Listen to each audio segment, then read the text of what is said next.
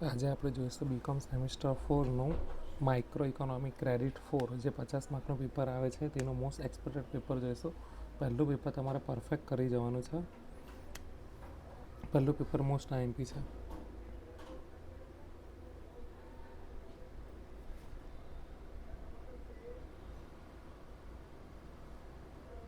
પહેલાં આપણે જોઈશું 2 માર્કના સવાલ. પહેલો સવાલ છે વિનિમય દર એટલે શું.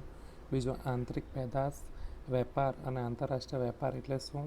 બાકી આ રીતે પણ સવાલ પૂછી શકાય કે આંતરિક વેપારનો અર્થ આપો. ત્રીજો સવાલ પૂર્ણ રોજગારી એટલે શું. ચોથું વેપાર તુલાની વ્યાખ્યા આપો. પાંચમું રાષ્ટ્રીય આવકને પ્રોફેસર ફિશર આપેલી વ્યાખ્યા જણાવો. છઠ્ઠું જાહેર દેવાના બોજો એટલે શું.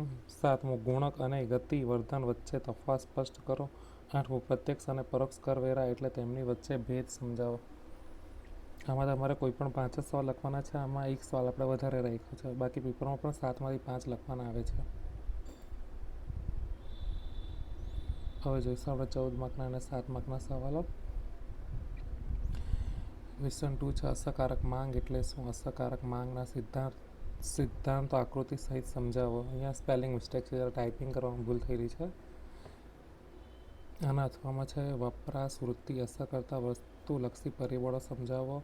ગુણકના બહિસ્તવ સમજાવો. જે સવાલ હાઇલાઇટ કર્યા છે તે તમારે પહેલાં વાંચવાના છે. આમાં 4 સવાલ હાઇલાઇટ કર્યા છે તે તમારે છોડવાના નથી, પહેલાં વાંચી જવાના છે. સ્ટાર્ટિંગ આ હાઇલાઇટ કરેલા સવાલથી જ શરૂઆત કરવી. લેણદાર તુલામાં અસમતોલ માટેના કારણો સમજાવો અને પ્રતિકૂળ લેણદેણની તુલા સુધારવા માટેના બિન નાણાકીય પરિબળો જણાવો કે વર્ણવો. આ પહેલાં વાંચવાનું છે, પછી તમારે આ સવાલ વાંચવાનો છે પ્રતિકૂળ લેણદેણ તુલના સુધારવાના ઉપાયો. હાઇલાઇટ કર્યા છે તે મોસ્ટ આઈએમપી છે. કાલે હોઈ શકે સેમ ટુ સેમ આવી જાય. જાહેર ખર્ચના હેતુઓ સમજાવો. વેપાર ચક્રનો અર્થ આપો. વેપાર ચક્રના વિવિધ તબક્કા આકૃતિ સહિત સમજાવો. હવે જોઈશું આપણે ટૂંક નોંધ. કરદાન ક્ષમતા અને અસર કરતા પરિબળો સમખરીદ શક્તિના સાપેક્ષ સ્વરૂપો સિદ્ધાંતની સમજૂતી આપો અને તેની મર્યાદા સહિત સમજાવો. તો પહેલાં હાઇલાઇટ કર્યું છે તે વાંચવાનું તે ઇમ્પોર્ટન્ટ છે. ત્રીજું પ્રોફેસર પીગુના વેતન કાપના સિદ્ધાંત. ચોથું રાષ્ટ્રીય આવકની ગણતરીના સિદ્ધાંતો, ગણતરીની પદ્ધતિઓ. આ પહેલું પેપર વંચાઈ જાય પછી તમારે ડાયરેક્ટ આ સવાલ વાંચવાના છે. અહીંયા એક્સ્ટ્રા સવાલ કરીને રાખ્યા છે કારણો લખો. તો આ 6-7 કારણ છે, તેમાંથી 2-3 પૂછવાની શક્યતા વધારે છે. એટલે પહેલું પેપર આપણે પહેલાં વાંચશું, પછી આ કારણો વાંચશું. સીમાંત બચત વૃત્તિ અને ગુણક વચ્ચેના સંબંધનો વ્યસ્ત શા માટે હોય છે. બીજું મૂડીની સીમાંત કાર્યક્ષમતા ઘટવાનું કારણ આપો. ત્રીજું જાહેર ખર્ચના કયા હેતુસર કરવામાં આવે છે. ચોથું આંતરિક અને પ્રાદેશિક વેપાર અને આંતરરાષ્ટ્રીય વેપાર વચ્ચેના તફાવતોના કારણો જણાવો. આ પણ મોસ્ટ આઈએમપી છે, વાંચી જવાનો છે. પાંચમું ધનિક વર્ગના ઉપભોગવૃત્તિ ગરીબી વર્ગ કરતાં નીચી શા માટે હોય છે. આંતરરાષ્ટ્રીય પ્રાદેશિક વેપારમાં અને રાષ્ટ્રીય વેપાર અલગ કેમ પડે છે. સાતમું સરકાર જાહેર ખર્ચ શા માટે કરે છે. અને અહીંયા 2 માર્કના 2 સવાલ એક્સ્ટ્રા રાખેલા છે. સરેરાશ વપરાશ વૃત્તિ અને સીમાંત વપરાશ વૃત્તિનો અર્થ જણાવો. અને એક સવાલ આવ્યો કરચોરીના કર વૃત્તિ એટલે શું.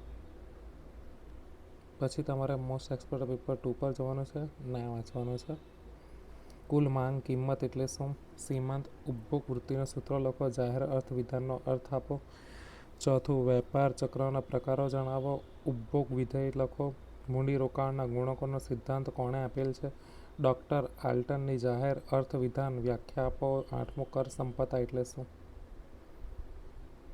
વેપાર તુલના અને લેણદેણ તુલના વચ્ચેનો તફાવત એના બીમાં છે. કર સંપત્તા અને કર ગાથા વચ્ચેનો તફાવત. લેણદેણ તુલનાની અસમતુલાના મુખ્ય કારણો. ખાનગી અર્થ વિધાન અને જાહેર અર્થ વિધાન વચ્ચેનો તફાવત. આ રીતે તમને 7-7 માર્કમાં પણ સવાલ પૂછી શકે છે, અથવા 14 માર્કમાં. ક્વેશ્ચન 3 સીમાંત ઉપભોગ વૃત્તિના અસર કરતા પરિબળોનો વિસ્તૃત રીતે સમજાવો. કરવેરાનો અર્થ સમજાવો. કર આકારણીના સિદ્ધાંત સમજાવો. બી છે મૂડીના સીમાંત કાર્યક્ષમતાનો ખ્યાલની અગત્યતા. અને ટૂંક નોંધ આપેલી છે. કર સંપદાનો અર્થ સમજાવવાનો. કર સંપદાનો ખ્યાલ અને મર્યાદા જણાવો. બીજું જાહેર દેવાનું મહત્વ. ત્રીજું કેન્સના અસરકારક માંગના સિદ્ધાંતને સવિસ્તાર સમજૂતી આપો. આ સવાલ મોસ્ટ આઈએમપી છે. આ તમારે પહેલાં વાંચવાનો છે, હાઇલાઇટ કરવાનો રહી ગયો છે. વેપાર ચક્રના મુખ્ય લક્ષણો. આ 2 પેપર તમારે વાંચી જવાના છે, એટલે તમારે આરામથી 40 થી 45 માર્ક આવી જશે.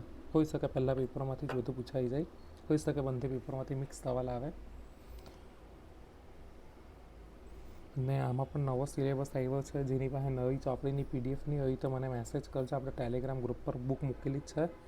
જે લેટેસ્ટ બુક આવી છે નવા ચેપ્ટરવાળી તે આપણે ટેલિગ્રામ પર અપલોડ કરી છે. જેને જોઈએ તે મને મેસેજ કરજો. મેં તમને ટેલિગ્રામ ગ્રુપની લિંક મોકલી આપા. તેમાં આપણે બુકની PDF મૂકેલી જ છે. બેન્કિંગ અને ઇકોની બંધીઓની મૂકી છે. જેને જોઈએ તે મને મેસેજ કરજો. Best of luck. અને આપણું ઇન્સ્ટાગ્રામ પેજ છે અને ફોલો કરી દેજો. આમાં આપણે બધા જ આ જે પણ મોડલ પેપર બનાવીએ છીએ તેના ફોટો આપણા આના પર અપલોડ કરીએ છીએ. Best of luck. અને આ પેપરની PDF જોઈએ તો મને મેસેજ કરી દેજો. મેં તમને મોકલી આપીશ મારા વોટ્સઅપ નંબર પર.